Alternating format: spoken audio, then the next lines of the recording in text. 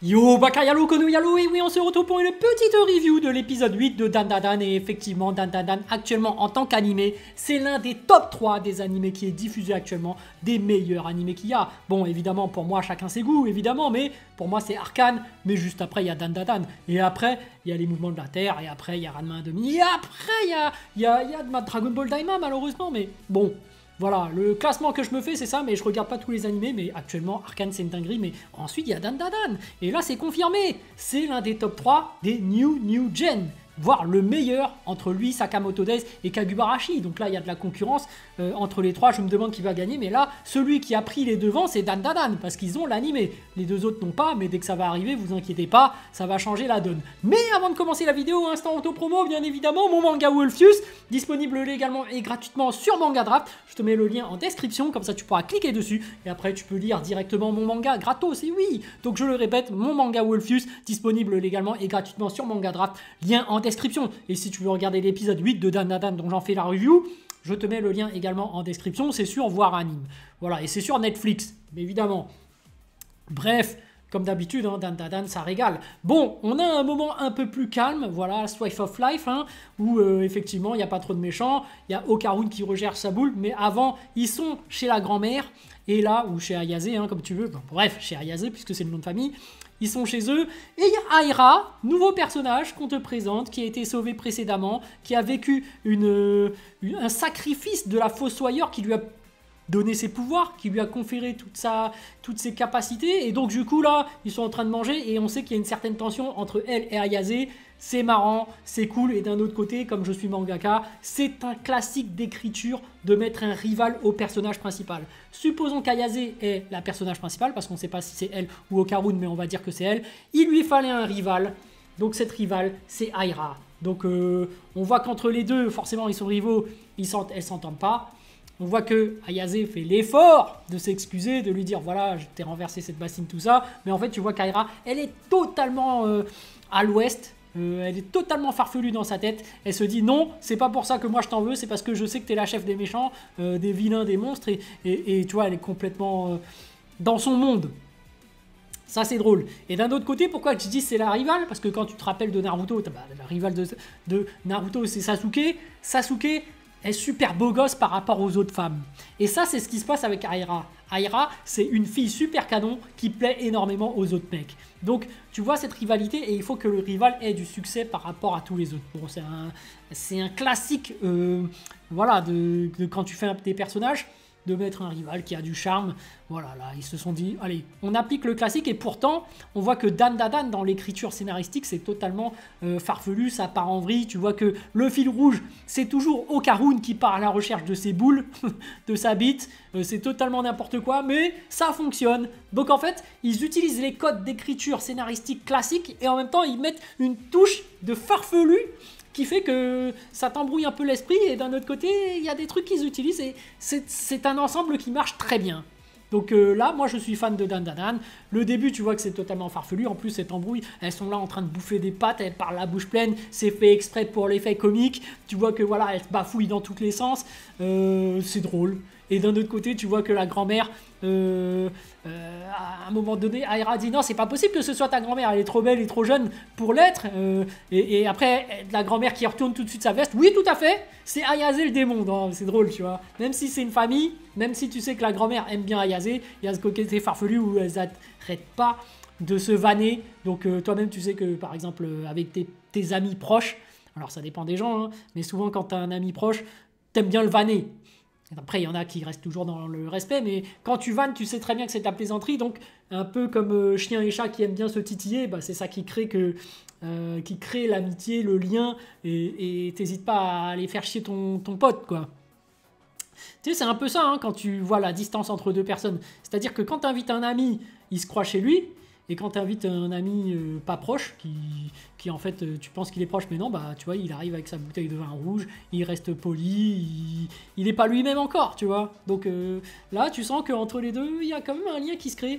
Et en même temps, bah t'as Aira qui tombe un peu sous le charme d'Okarun. Alors on ne sait pas pourquoi, mais c'est toujours ce conflit qu'il y a dans les trinômes, on va dire, dans les équipes de 3. Par exemple, je prends la référence Naruto comme d'habitude, mais tu vois qu'il y a une Sakura, et donc forcément, bah, les deux, il y a, tu vois, Naruto est amoureux de Sakura, Sakura est amoureuse de Sasuke, Sasuke s'en fout.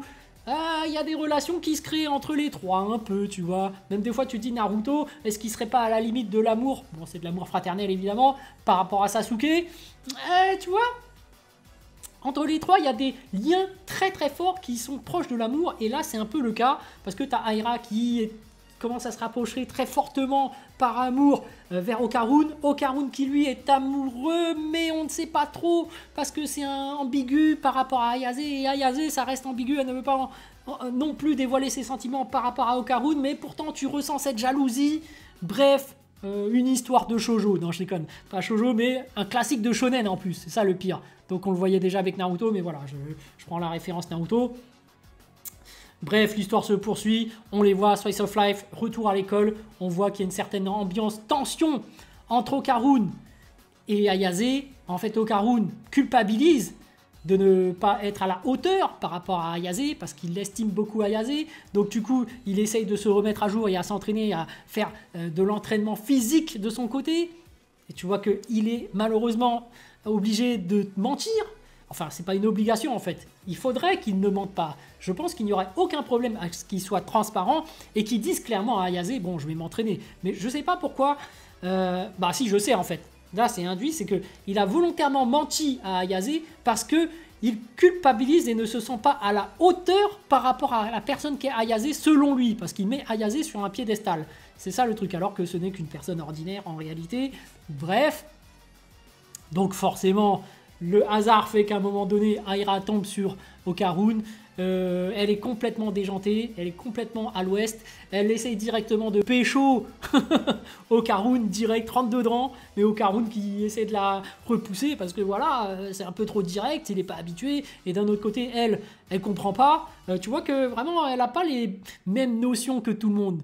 Mais c'est souvent ce qui se passe aussi quand tu as un don inné, parce que là, apparemment, elle a ce don inné d'être super belle. Donc, quand tu es quelqu'un à qui tout est acquis, c'est-à-dire que tout le monde est à tes pieds, on va dire que tous les mecs, voilà, tiens, je te donne tout ce que je veux pour essayer de te draguer et tout, bah t'en perds la notion d'une vie normale avec d'autres mecs, parce que ordinaires, tu vois, parce que les mecs ordinaires, s'ils sont pas sous ton charme, bah ils vont pas se mettre à tes pieds. Et là, c'est un peu le cas pour Okarun. Là, elle pense que c'est un mec qui est déjà séduit par sa beauté, donc hop, je fonce dedans et il est obligé d'accepter. Mais en fait, non, Okarun la repousse. Donc Okarun, derrière, on ne sait pas trop s'il est amoureux d'Ayase ou autre, mais il n'empêche que après avoir été vu par Ayase en train d'être dans une position ambiguë avec Aira, il est plus ou moins obligé de se justifier par rapport à Ayase, donc tu sens que quand même, il souhaite entretenir une relation amoureuse, mais pas encore créée, donc une tension, on va dire, voilà, une tension amoureuse entre Ayase parce qu'il la convoite, tout simplement. Et en même temps, Ayase est un peu jalouse parce que, dans le fond, elle aussi est amoureuse d'Okarun, mais les deux ne s'avouent pas à eux-mêmes qu'ils soient amoureux de l'autre. Tu vois ce que je veux dire? Peut-être parce que, par rapport à la société, à la vision des autres, ils ont peur du regard des autres par rapport à eux s'ils déclarent qu'ils sont amoureux de l'autre. Bon, je sais pas si vous comprenez ce que je raconte dans ma review, mais bref, je trouve que la relation entre les personnages est très intéressante et que ça fait un bon développement par rapport à eux. C'est-à-dire que voilà, les trois progressent d'un point de vue mental, surtout, bon, Aira c'est différent, elle est totalement farfelue de base, mais tu vois qu'Okarun, voilà, il essaye de faire des efforts par rapport à sa situation, à se décoincer un peu, et en même temps il essaye de... Tu vois, de plus mentir parce qu'il se rend compte qu'il a menti et du coup il évolue, il essaye d'être un peu plus normal, ou il essaye de ne moins mettre Ayase sur un piédestal et d'un autre côté Ayase, elle subit un peu le regard des autres, donc du coup elle-même ne veut pas annoncer à tout le monde qu'elle envisage d'être avec Okarun, de sortir avec ou autre. Bref, on va voir comment ça va se finir, mais on peut dire que le fil rouge, déjà de base, c'est Okarun qui va retrouver ses couilles et sa bite. Bon, il a retrouvé sa bite, mais peut-être qu'il va la reperdre entre temps. Mais voilà, il recherche ses boules. Mais l'autre fil rouge, c'est finalement le couple Okarun Ayase, est-ce que ça va se terminer tous les deux ensemble, tout simplement? Bref, à la fin on repasse aux choses sérieuses, puisque on n'est pas dans un shoujo, ce n'est pas qu'une histoire d'amour, mais il y a une histoire d'esprit. On voit carrément un espèce de dinosaure apparaître, on ne sait pas qu'est-ce qu'il fait là, quelle est l'histoire par rapport à lui, surtout que juste avant, il y avait un exposé où Ayase était en train de suivre un truc par rapport à un espèce d'insecte, une crevette géante ou je ne sais quoi, qui cogne plus fort que... Alors, est-ce que cette crevette va interagir après, va intervenir par rapport à ce dinosaure, ou est-ce que en fait ce dinosaure est cette crevette et que en fait, à force de faire souffrir des animaux aquatiques au sein de leur école, c'est un esprit maléfique vengeur de tous ces animaux qui servaient de cobayes d'expérience pour les étudiants, qui fait que ça se manifeste ainsi pour pouvoir se venger de eux. On sait toujours qu'il y a une histoire derrière ces esprits, ces yokai, pardon. Donc est-ce que ce yokai aurait une histoire par rapport à ce qui se passe dans cette école? Voilà, on se pose toujours des questions, mais finalement, là, il y a carrément les extraterrestres qui débarquent. Ils embarquent au Karoun, ils veulent récupérer sa bite, sa banane, comme ils disent, et finalement, je crains qu'ils vont réussir, et qu'au final, bah, peut-être qu'il a récupéré une boule, mais finalement, il va devoir récupérer sa bite. Bon, on voit que le fil rouge, c'est vraiment, il doit récupérer toutes ces parties génitales. Bref, c'était marrant aussi le moment où le Mémé Turbo en forme de chat a lancé la boule dorée pour remettre sa couille au bon endroit. Aïe aïe aïe, ça a l'air de faire mal. Mais bref, c'est totalement déjanté, c'est très drôle, et sur la fin ça se termine avec une Aira, bon on s'en doutait, qui est capable de se transformer et utiliser les pouvoirs de la fossoyeuse. Je me demande ce que ça va donner, mais on se rappelle que cette fossoyeuse, en fait, sa capacité plus ou moins induite, c'est sa capacité à danser. On va voir comment ça va se manifester sous la transformation d'Aira. Mais bref, moi je trouve qu'au niveau du chara-design, le fait que quand ils utilisent leur pouvoir avec cette espèce de mâchoire qui se matérialise, je trouve ça moche. Mais je trouve que quand même, Okarun transformé en Mémé Turbo et Aira en fossoyeuse, il y a quand même un flow qui commence à arriver, que je commence à kiffer. Donc voilà, ça se met en place. J'ai kiffé. Je trouve que Dan Da Dan, c'est vraiment une révélation de cette année 2024. Je ne lisais pas le manga et je suis agréablement surpris, et je le place même parmi les top 3 des meilleurs animés du moment. Allez les amis, sur ce, je vous dis donc à plus dans le bus, ou plutôt à plus tard dans le car, ou plutôt à bientôt dans le bateau.